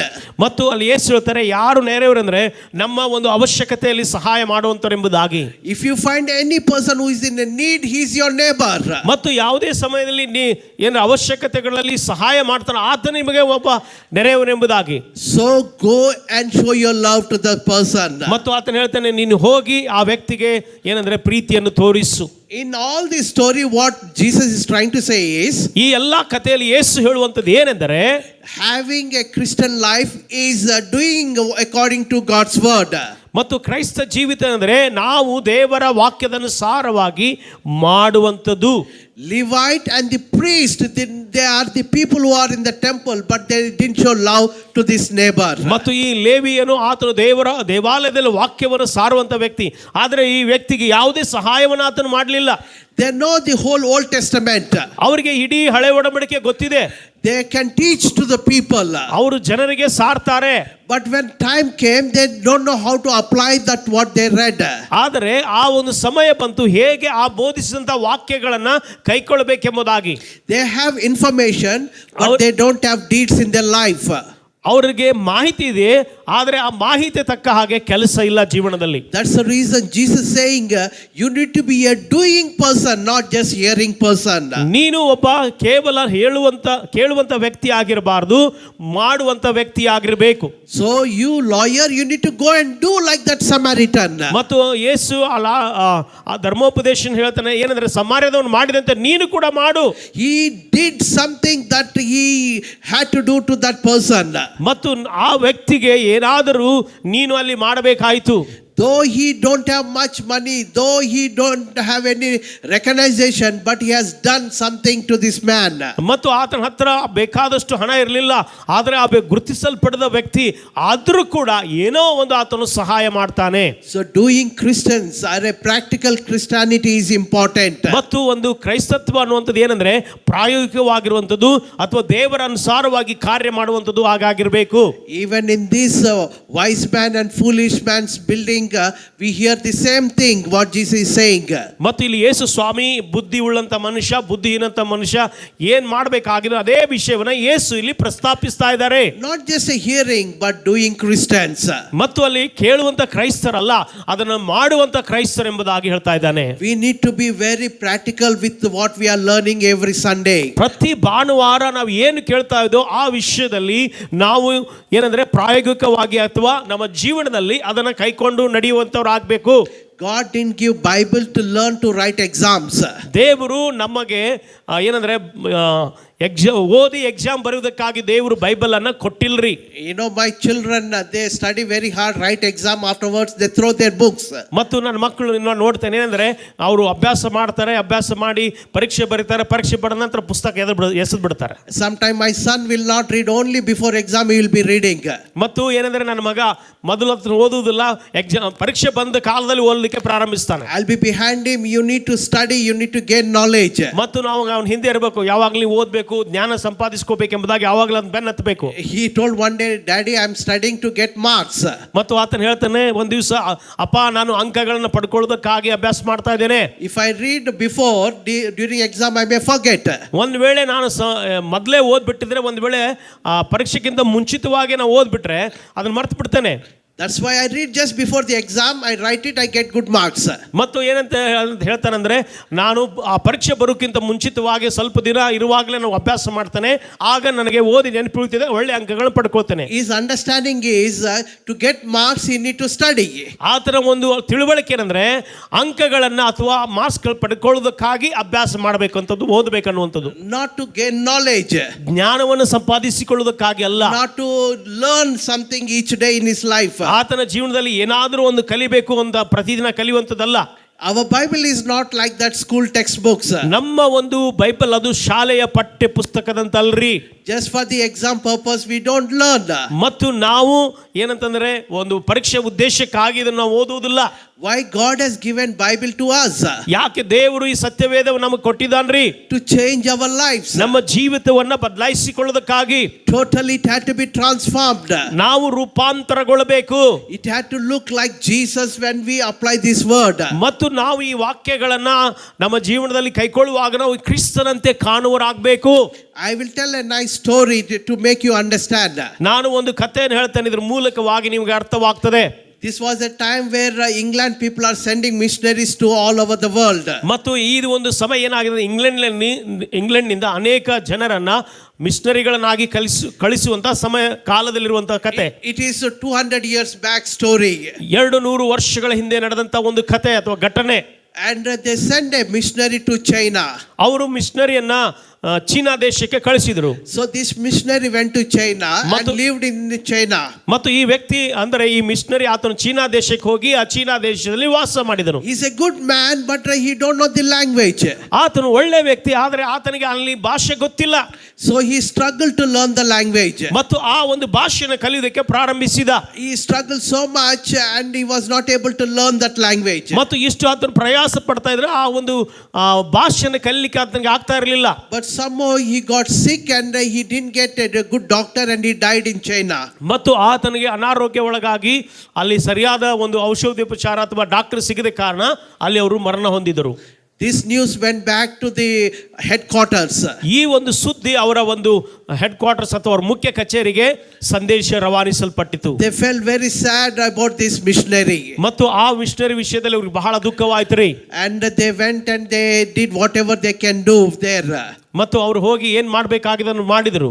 And they decided to send another person who can speak to those people. ಮತ್ತು ಆ ಜನರಿಗೆ ಮಾತನಾಡುವಂತ ವ್ಯಕ್ತಿಯನ್ನು ಕಳಿಸಬೇಕೆಂಬುದಾಗಿ ನಿರ್ಧಾರ ಮಾಡಿದರು. So finally they found a person who can speak Chinese language. ಮತ್ತು ಕೊನೆಯದಾಗಿ ಒಬ್ಬ ವ್ಯಕ್ತಿ ಚೀನಾ ಭಾಷೆಯನ್ನು ಮಾತನಾಡುವಂತ ಆ ವ್ಯಕ್ತಿಯನ್ನು ಅವರು ಕಂಡುಕೊಂಡ್ರು. So they sent this person as a missionary to the same place. ಮತ್ತು ಅದೇ ಸ್ಥಳಕ್ಕೆ ಆ ವ್ಯಕ್ತಿಯನ್ನ ಮಿಷನರಿ ಆಗಿ ಕಳಿಸಿದರು. So the second missionary, since he knows the language, he is going round and teaching about Jesus. ಮತ್ತು ಈ ವ್ಯಕ್ತಿ ಅಂದ್ರೆ ಈತನಿಗೆ ಚೀನಾ ಭಾಷೆ ಗೊತ್ತಾಯಿತು, ಹೀಗಾಗಿ ಆತನು ಚೀನಾ ದೇಶದ ಜನರಿಗೆ ಹೋಗಿ ಆ ವಾಕ್ಯವನ್ನ, ಯೇಸುವಿನ ವಾಕ್ಯಗಳನ್ನು ಕಲಿಸಲಿಕ್ಕೆ ಪ್ರಾರಂಭಿಸಿದ. When he was teaching about Jesus, ಆತನು ಯೇಸುವಿನ ಬಗ್ಗೆ ಮಾತನಾಡುತ್ತಿರುವಾಗ the Chinese people got surprised. ಮತ್ತು ಈ ಚೀನಾ ದೇಶದ ವ್ಯಕ್ತಿಗಳಿಗೆ ಆಶ್ಚರ್ಯವಾಯಿತು. We don't know who that Jesus you are talking. ನೀನು ಹೇಳ್ತಿರುವ ಯೇಸು ಯಾರು ನಮಗೆ ಗೊತ್ತಿಲ್ಲ. But one thing sure that we saw just like that Jesus who lived before in this house. ಆದರೆ ಯೇಸುನಂತೆ ಜೀವಿಸುವಂತ ವ್ಯಕ್ತಿಯನ್ನ ನೀನು ಬರೋಕ್ಕಿಂತ ಮುಂಚಿತವಾಗಿ ಮನೆಯಲ್ಲಿ ವಾಸ ಮಾಡೋದನ್ನ ನೋಡಿದ್ದೇವೆ. He was not able to speak to us. ನಮ್ಮೊಂದಿಗೆ ಆತನ ಮಾತಾಡ್ಲಿಕ್ಕೆ ಆಗ್ತಿರ್ಲಿಲ್ಲ. He tried so much to tell but we are not able to understand. ನಮಗೆ ಹೇಳುವುದಕ್ಕಾಗಿ ಅವರು ಪ್ರಯತ್ನಿಸಿದ್ರು ಕೂಡ ಅವರಿಗೆ ಹೇಳಲಿಕ್ಕೆ ಆಗ್ತಾ ಇರಲಿಲ್ಲ. But what you are telling about Jesus exactly we saw in his life. ಆದರೆ ನೀನು ಹೇಳುತ್ತಿರುವಂತ ಯೇಸು ಇದರಲ್ಲ, ಅದೇ ರೀತಿಯಾಗಿರುವಂತ ವ್ಯಕ್ತಿಯನ್ನ ನಾವು ನೋಡಿದ್ದೇವೆ. The first missionary not able to tell about Jesus. ಮೊದಲೆಯ ಮಿಷನರಿ ಆತನು ಯೇಸುವಿನ ಬಗ್ಗೆ ಹೇಳಲಿಕ್ಕೆ ಆಗಲ್ಲ, ಅಥವಾ ಭಾಷೆ ಆತನಿಗೆ ಗೊತ್ತಿರಲಿಲ್ಲ. But he lived a life just like Jesus there. ಆದರೆ ಯೇಸು ಜೀವಿಸಿದಂತೆ ಆ ವ್ಯಕ್ತಿಯಲ್ಲಿ ಜೀವಿಸಿದ. So he showed to the people who is Jesus through his lifestyle. ಮತ್ತು ತನ್ನ ಜೀವನ ಶೈಲಿ ಮೂಲಕವಾಗಿ ತೋರಿಸಿಕೊಟ್ಟ ಯೇಸು ಯಾರು ಎಂಬುದಾಗಿ. That's how God expects from us. ಅದೇ ರೀತಿಯಾಗಿ ದೇವರು ನಮ್ಮಿಂದ ಬಯಸ್ತಾರ್ರಿ. Our lives had to be transformed. It had to look like Jesus. ನಮ್ಮ ಜೀವಿತ ರೂಪಾಂತರಗೊಳ್ಳಬೇಕು. ಅದು ಹೇಗೆ ಕಾಣಬೇಕಂದ್ರೆ ಯೇಸುವಿನಂತೆ ಕಾಣಬೇಕು. Christians means Christ in our life. ಕ್ರೈಸ್ತರನ್ನುವುದರ ಅರ್ಥ ಏನಂದ್ರೆ ಕ್ರಿಸ್ತನು ನಮ್ಮಲ್ಲಿದ್ದಾನೆ. You know who gave that name to Christians? ಮತ್ತು ಕ್ರೈಸ್ತರಿಗೆ ಈ ಹೆಸರನ್ನು, ಕ್ರೈಸ್ತರನ್ನುವಂತ ಈ ಒಂದು ಪದನಾಮ ಕೊಟ್ಟವರು ಯಾರು ಗೊತ್ತಾ? It is not the Christian, they found their own names. ಕ್ರೈಸ್ತರೇ ಈ ಹೆಸರನ್ನು ಹೊಂದ್ಕೊಳ್ಳಿಲ್ರಿ, ನಾವು ಕ್ರೈಸ್ತರ ಅಂತ ಹೇಳ್ಕೊಳ್ಳಿಲ್ಲ. Disciples of Jesus, when they are living in Antioch, ಅಂತಿಯೋಕದಲ್ಲಿ ಯೇಸುವಿನ ಶಿಷ್ಯರು ವಾಸ ಮಾಡುತ್ತಿರುವಾಗ, going around and teaching about Jesus, ಅವರು ಎಲ್ಲಾ ಕಡೆಗೆ ಹೋಗಿ ಯೇಸುವಿನ ಬಗ್ಗೆ ಕಲಿಸುತ್ತಿರುವಾಗ, people of Antioch gave this name to these disciples. ಮತ್ತು ಈ ಯೇಸುವಿನ ಶಿಷ್ಯರಿಗೆ ಅಂತಿಯೋಕ್ಯದ ಜನರು ಈ ಒಂದು ನಾಮವನ್ನು ಕೊಟ್ಟರು. They are people with Christ in their life. ಮತ್ತು ಅವರು ಏನಂದ್ರೆ ಕ್ರಿಸ್ತನು ಹೊಂದಿಕೊಂಡಂತ ಅಥವಾ ಕ್ರಿಸ್ತನು ಜೊತೆಯಲ್ಲಿರುವಂತ ಜನರವರು ಎಂಬುದಾಗಿ ಗುರುತಿಸಿದರು. The disciples in Antioch, they live just like Jesus. ಮತ್ತು ಅಂತಿಯೋಕ್ಯದಲ್ಲಿರುವಂತಹ ಶಿಷ್ಯರು ಯೇಸುರಂತೆ ಅವರು ಜೀವಿಸಿದರು. They have transferred their life just like Jesus. ಯೇಸುವಂತೆ ತಮ್ಮ ಜೀವಿತಗಳನ್ನ ಅವರು ರೂಪಾಂತರ ಪಡಿಸಿಕೊಂಡರು. That's the reason they got the title. ಅದಕ್ಕೋಸ್ಕರವಾಗಿ ಕ್ರೈಸ್ತರೆಂಬಂತ ಆ ಪದನಾಮ ಅವರಿಗೆ ಬಂತು. Today what people are seeing and telling about us. ಆದ್ರೆ ಇವತ್ತು ಜನರು ನಮ್ಮನ್ನು ನೋಡಿ ಏನ್ ಹೇಳ್ತಾ ಇದ್ದಾರೆ? What kind of title they can give to us. ಯಾವ ತರದ ಒಂದು ಸಿರಿಸಿಕೆ ಅಥವಾ ಪದನಾಮ ನಮಗೆ ಕೊಡ್ತಾ ಇದ್ದಾರೆ? You know, Samaritan in Bible, it is said only Samaritan. In the Samaritan story, his name is only a Samaritan.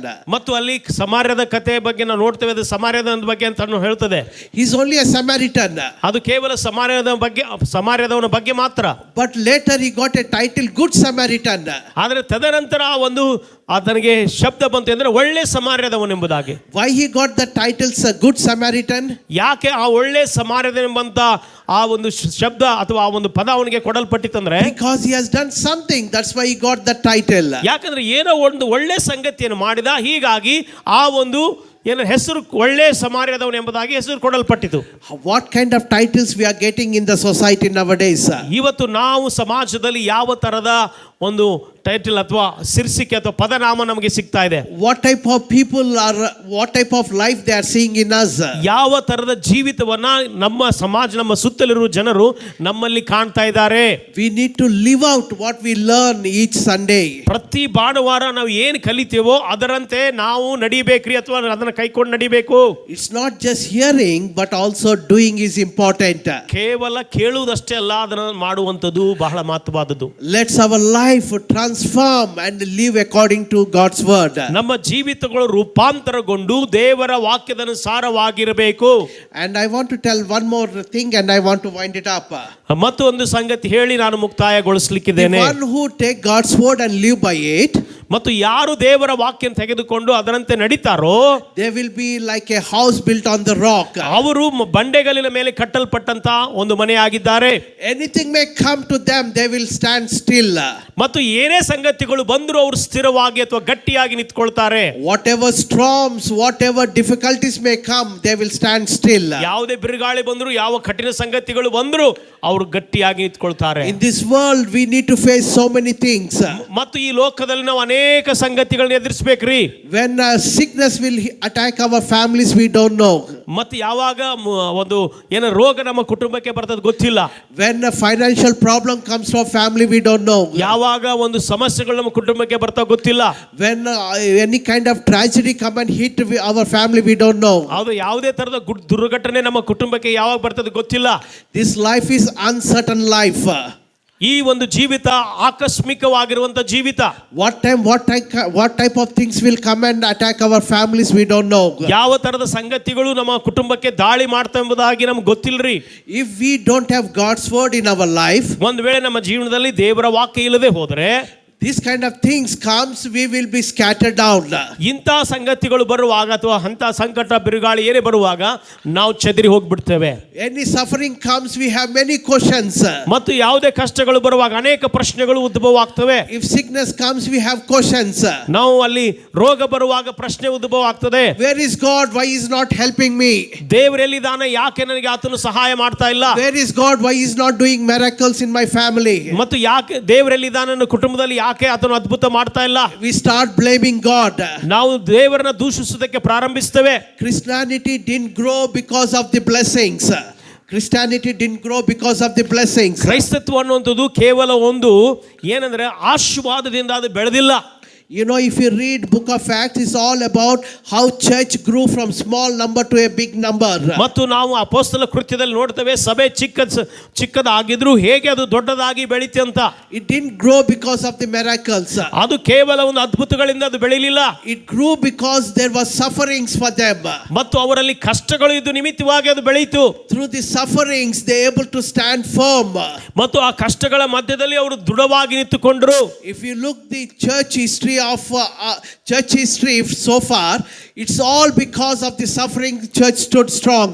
ಮತ್ತು ಏನಂದ್ರೆ ನಾವು ಒಂದು ಸಭೆಯ ಇತಿಹಾಸವನ್ನು ನೋಡೋದಾದ್ರೆ ಯಾಕೆ ಅಷ್ಟು ಗಟ್ಟಿಯಾಗಿ ನಿಂತ್ಕೊಂಡ್ರೆ ಅವರು ಅನುಭವಿಸುವಂತಹ ಕಷ್ಟಗಳು ನಿಮಿತ್ತ. You know, when good things happen, easy to believe in God.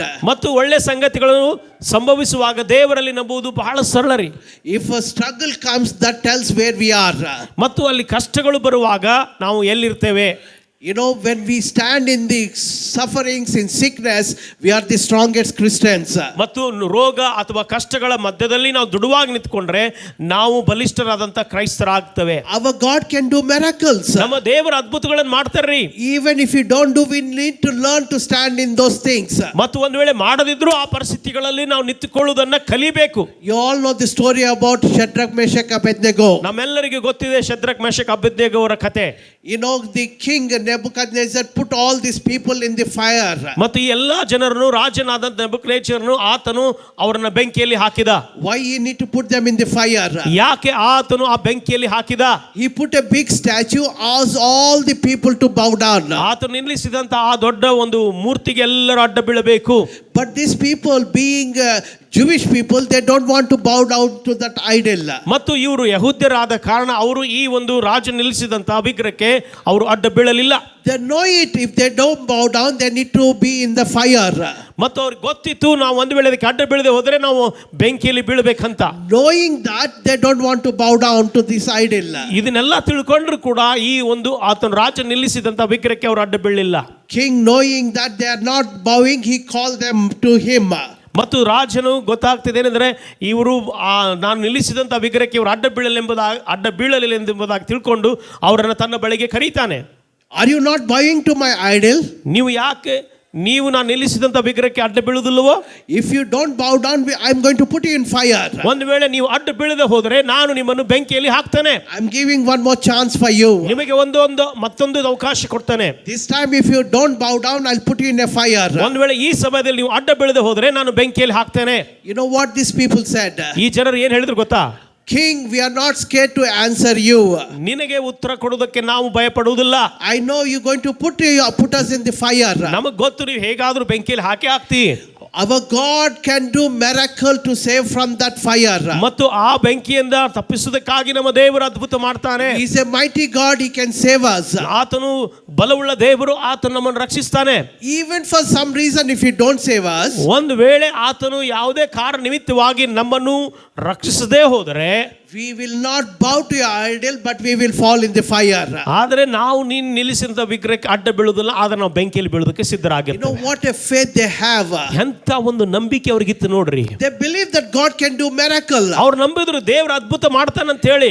Even if he don't do miracle, ಒಂದು ವೇಳೆ ಆತನ ಅದ್ಭುತ ಮಾಡದಿದ್ರು ಕೂಡ, for some reason if he is not doing miracle, ಒಂದು ವೇಳೆ ಯಾವುದೇ ಕಾರಣ ನಿಮಿತ್ತವಾಗಿ ಆತನ ಅದ್ಭುತ ಮಾಡದೆ ಹೋದ್ರೆ they are not questioning God. ನಾವು ದೇವರಿಗೆ ಪ್ರಶ್ನೆ ಹಾಕ್ತಾ ಇಲ್ಲ. ಅವರು they are checking whether they are strong to stand for God or not. ಅವರು ತಮ್ಮನ್ನು ಪರೀಕ್ಷಿಸಿಕೊಳ್ತಾ ಇದ್ದಾರೆ, ಅವರು ದೇವರಿಗೋಸ್ಕರ ದೃಢವಾಗಿ ನಿಂತುಕೊಂಡಿದ್ದಾರೋ ಇಲ್ಲೋ ಅಂತ. As a Jew, they cannot bow down to idols. ಅವರು ಆರಿಸಿಕೊಂಡ್ರು ನಾವು ಆ ವಿಗ್ರಹಕ್ಕೆ ಅಡ್ಡ ಬೀಳುವುದಿಲ್ಲ. Because the commandment says that they should not bow down to idols. ಯಾಕಂದ್ರೆ ದೇವರ ಆಜ್ಞೆ ಹೇಳ್ತದೆ ಏನಂದ್ರೆ ನೀವು ವಿಗ್ರಹಕ್ಕೆ ಅಡ್ಡ ಬೀಳಬಾರದು ಅಂತ. So they want to live by God's word, not by miracles. ಅವರು ಅದ್ಭುತಗಳಿಂದ ಜೀವಿಸ್ತಾ ಇಲ್ಲ, ಆದರೆ ದೇವರ ವಾಕ್ಯದ ಅನುಸಾರವಾಗಿ ಅವರು ಜೀವಿಸ್ತಾ ಇದ್ದಾರೆ. So finally they were put in the fire. ಮತ್ತು ಕೊನೆಗೂ ಅವರನ್ನ ಬೆಂಕಿಯಲ್ಲಿ ಹಾಕಿದ್ರು.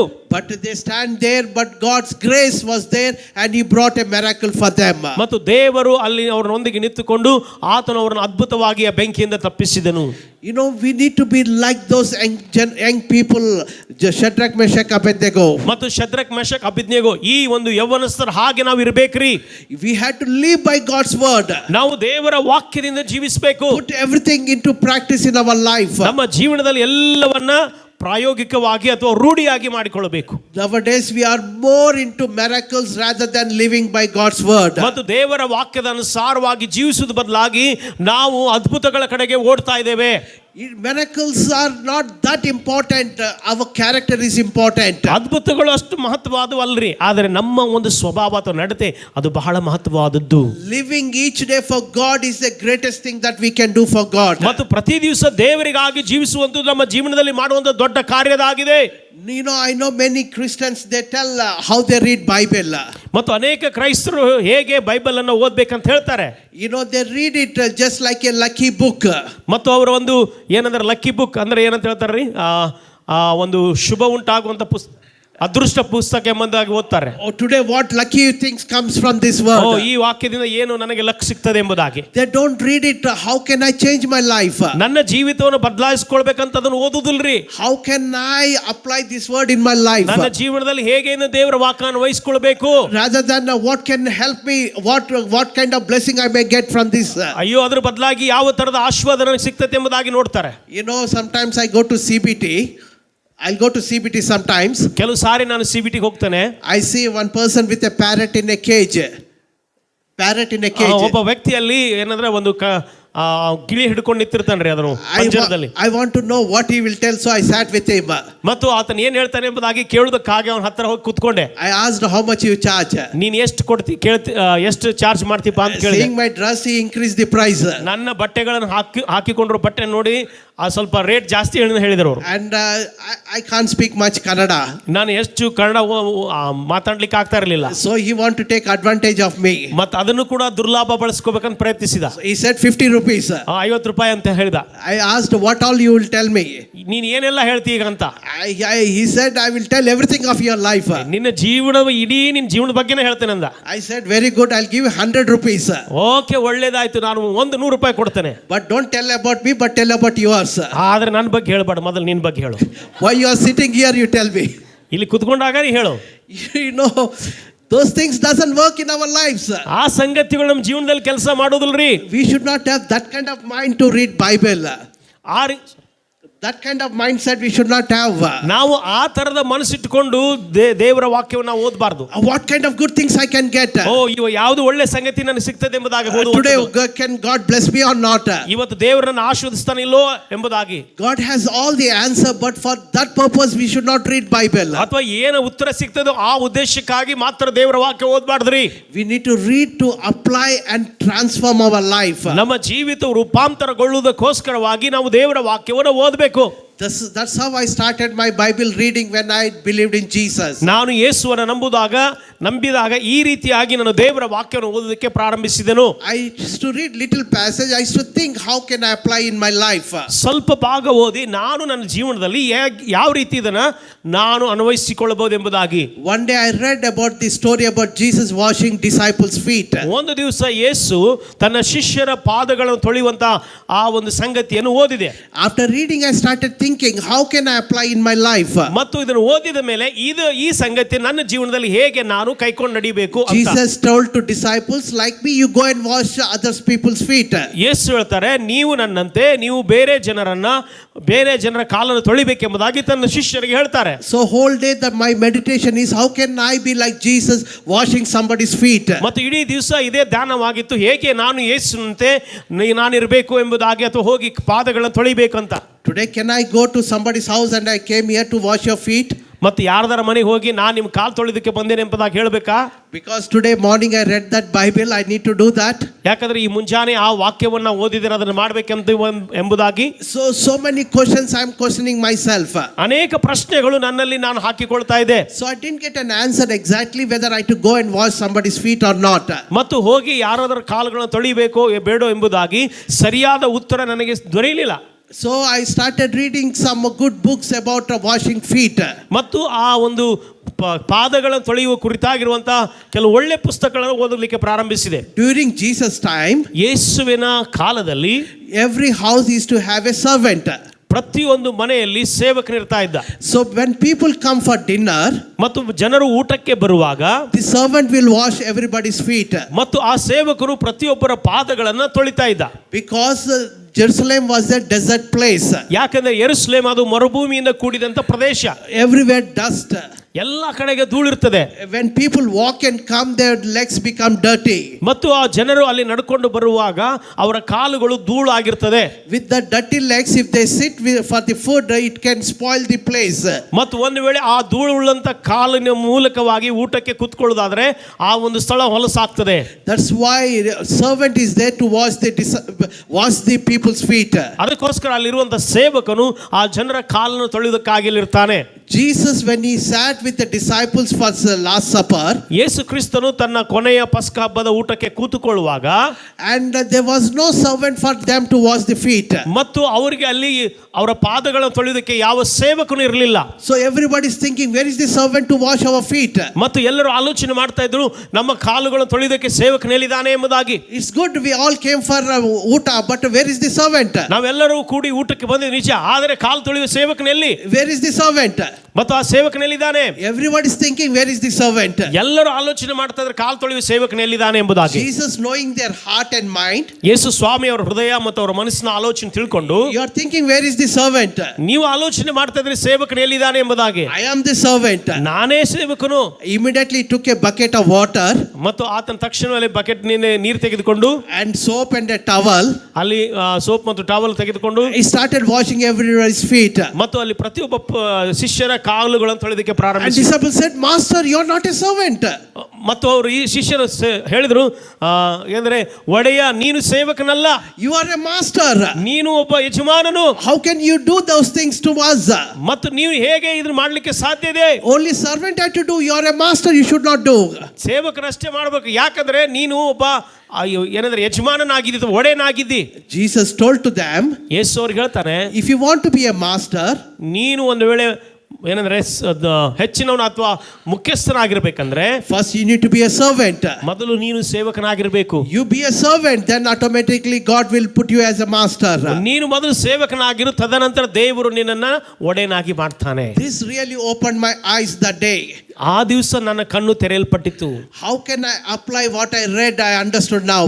ನಾನು ಈಗ ಓದಿದ್ದನ್ನ ಹೇಗೆ ಅದನ್ನ ಅನ್ವಯಿಸಿಕೊಳ್ಳಬೇಕು ಅಥವಾ ನಡೆಸಬೇಕು ಅನ್ನೋದು ಅರ್ಥವಾಯಿತು. That night I stayed in my friend's house. ಆ ರಾತ್ರಿ ನಾನು ನಮ್ಮ ಸ್ನೇಹಿತರ ಮನೆಯಲ್ಲಿ ವಾಸ ಮಾಡಿದೆ. Had nice dinner and slept in his house. ಮತ್ತು ಅಲ್ಲಿ ನಾವು ಒಳ್ಳೆ ಊಟ ಮಾಡಿ, ರಾತ್ರಿ ಒಳ್ಳೆ ಊಟ ಮಾಡಿ ಮಲ್ಕೊಂಡು I started thinking what I read in the morning. ಮತ್ತು ಮುಂಜಾನೆ ಯಾವುದನ್ನು ಓದಿದ್ದೇನೋ ಅದರ ಬಗ್ಗೆ ಆಲೋಚನೆ ಪ್ರಾರಂಭ ಮಾಡೋದಕ್ಕೆ. How can I be a servant in this house? ಈ ಮನೆಯಲ್ಲಿ ನಾನು ಸೇವಕನಾಗಿರುವುದು ಹೇಗೆ? In those days, servant is there to wash the feet. ಆ ದಿನದಲ್ಲಿ ಸೇವಕನು ಪಾದ ತೊಳೆಯುವುದಕ್ಕಾಗಿ ಇದ್ದ.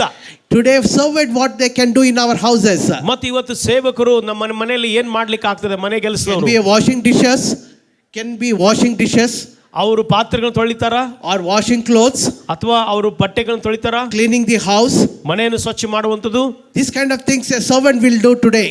ಇವತ್ತಿನ ಸೇವಕರು ಈ ಸಂಗತಿಗಳನ್ನು ಮಾಡ್ತಾರೆ. I want to be a servant in this house now. ನಾನು ಕೂಡ ಈ ಮನೆಯಲ್ಲಿ ಇವತ್ತು ಸೇವಕನಾಗಿರುವುದಕ್ಕೆ ಬಯಸುತ್ತೇನೆ. Some kind of good work let me do in this house. ಏನಾದರೂ ಈ ಮನೆಯಲ್ಲಿ ಒಳ್ಳೆ ಕೆಲಸ ಮಾಡಬೇಕು. Midnight I got up.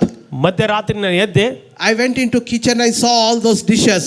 ಮತ್ತು ನಾನು ಮಧ್ಯರಾತ್ರಿ ಅಡಿಗೆ ಕೋಣೆಗೆ ಹೋಗಿ ಎಲ್ಲ ಪಾತ್ರೆಗಳನ್ನು ನೋಡಿದೆ. I took all that outside. ಅವನ್ನೆಲ್ಲವನ್ನು ಹೊರಗೆ ತೆಗೆದುಕೊಂಡು ಹೋದೆ. To clean all those things. ಅವನ್ನೆಲ್ಲವನ್ನು ಸ್ವಚ್ಛ ಮಾಡಿದೆ. If I clean inside, they'll come to know. If I clean inside, they'll come to know. ಒಂದು ವೇಳೆ ನಾನು ಒಳಗಡೆ ಸ್ವಚ್ಛ ಮಾಡೋದಾದ್ರೆ ಅವ್ರಿಗೆ ಗೊತ್ತಾಗ್ತದೆ ನಾನು ಪಾತ್ರೆಗಳನ್ನ ಸ್ವಚ್ಛ ಮಾಡ್ತಾ ಇದ್ದೇನೆ Making sound makes them wake up. ಮತ್ತು ಅವು ಶಬ್ದ ಮಾಡಿ ಪಾತ್ರೆಗಳ ಶಬ್ದದಿಂದ ಅವರು ಎಚ್ಚರಗೊಳ್ಳಬಹುದು. So I want to be quiet. So I took everything outside. I cleaned everything and brought it inside. ಮತ್ತು ನಾನು ಆ ಶಬ್ದವಿಲ್ಲಲಾರದ ಎಲ್ಲಾ ಪಾತ್ರೆಗಳನ್ನು ಹೊರಗೆ ತೆಗೆದುಕೊಂಡು ಹೋಗಿ ಸ್ವಚ್ಛ ಮಾಡಿ ಮತ್ತೆ ಹೊರಗೆ ತಂದೆ. Nicely arranged, and morning I left that house. ಮತ್ತು ಅವನ್ನೆಲ್ಲ ಸಿದ್ಧಪಡಿಸಿ ನಾನು ಮುಂಜಾನೆ ಆ ಮನೆ ಬಿಟ್ಟು ಹೋದೆ. I'm not telling what great thing I did. ನಾನು ಅನ್ಕೊಂಡೆ ಏನ್ ದೊಡ್ಡ ಸಂಗತಿನ ಮಾಡಿದೆ ಎಂಬುದಾಗಿ. How we can take God's word and apply in our life.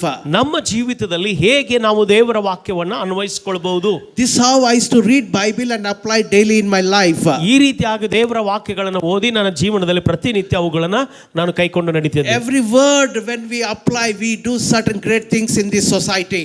ಮತ್ತು ನಾವು ಪ್ರತಿ ದೇವರ ವಾಕ್ಯನ ನಾವು ಅದನ್ನು ಅನ್ವಯಿಸಿಕೊಂಡು ಸಮಾಜದಲ್ಲಿ ನಾವು ದೊಡ್ಡ ಕಾರ್ಯಗಳನ್ನು ಮಾಡಬೇಕು. We will be like Jesus wherever we are. ನಾವು ಎಲ್ಲಿದೆಯೋ ಅಲ್ಲಿ ಯೇಸುವಿನಂತೆ ನಾವು ಇರಬೇಕು. We will be strong whatever may attack us. ಮತ್ತು ಯಾರು ಕೂಡ ನಮ್ಮ ಮೇಲೆ ದಾಳಿ ಮಾಡಿದ್ರು ಅಥವಾ ಯಾವುದೇ ಸಂಗತಿ ದಾಳಿ ಮಾಡಿದ್ರು ನಾವು ದೃಢವಾಗಿರಬೇಕು. We will be like a house that is built upon the rock. ಮತ್ತು ನಾವು ಏನಂತಂದ್ರೆ ಬಂಡೆಗಲ್ಲಿನ ಮೇಲೆ ಕಟ್ಟಲ್ಪಟ್ಟಂತ ಮನೆ ಅಂತಿರಬೇಕು. This is my question for you this morning. ಈ ಮುಂಜಾನೆ ನನ್ನ ಪ್ರಶ್ನೆ ಇದಾಗಿದೆ ನಿಮಗೆ. What type of Christian life you have? ಯಾವ ತರದ ಕ್ರೈಸ್ತ ಜೀವಿತ ನೀವು ಜೀವಿಸ್ತಾ ಇದ್ದೀರಿ? Are you only a hearing Christian or a doing Christian? ನೀವು ಕೇವಲ ಕೇಳುವಂತ ಕ್ರೈಸ್ತರಾಗಿದ್ದೀರೋ ಅಥವಾ ಮಾಡುವಂತ ಕ್ರೈಸ್ತರಾಗಿದ್ದೀರೋ? From our ears it had to go to our heart. ಮತ್ತು ನಮ್ಮ ಕಿವಿಯಿಂದ ಕೇಳಿ ಅದು ಹೃದಯಕ್ಕೆ ಹೋಗದೆ ಹೋದರೆ and it had to change our heart. ಅದು ನಮ್ಮ ಹೃದಯವನ್ನ ಬದಲಾಯಿಸಬೇಕು. Jesus expects us to be a doing Christians. ಯೇಸು ಸ್ವಾಮಿ ಬಯಸ್ತಾರೆ ಏನಂದ್ರೆ ನಾವು ಅವುಗಳನ್ನ ಕೈಕೊಂಡು ನಡೆಯುವಂತವರು ಅಥವಾ ಪ್ರಾಯೋಗಿಕವಾಗಿರುವಂತ ಕ್ರೈಸ್ತರಾಗಿರ್ಬೇಕಂತ. As we come every Sunday hear God's word, ನಾವು ಪ್ರತಿ ಭಾನುವಾರ ದೇವರ ವಾಕ್ಯ ಕೇಳೋದಕ್ಕಾಗಿ ಇಲ್ಲಿ ಬರ್ತೇವೆ. God expects us what we learn on Sunday to practice whole week. ಮತ್ತು ದೇವರು ಕರ್ತನು ಬಯಸ್ತಾನೆ ಏನಂದ್ರೆ ನಾವು ಪ್ರತಿ ಭಾನುವಾರ ಏನು ಕಲಿತೇವೋ ಇದನ್ನು ಇಡೀ ವಾರ ನಾವು ಕೈಕೊಂಡು ನಡಿಬೇಕಂತ. Every message what we hear, we need to think how can I put it into practice.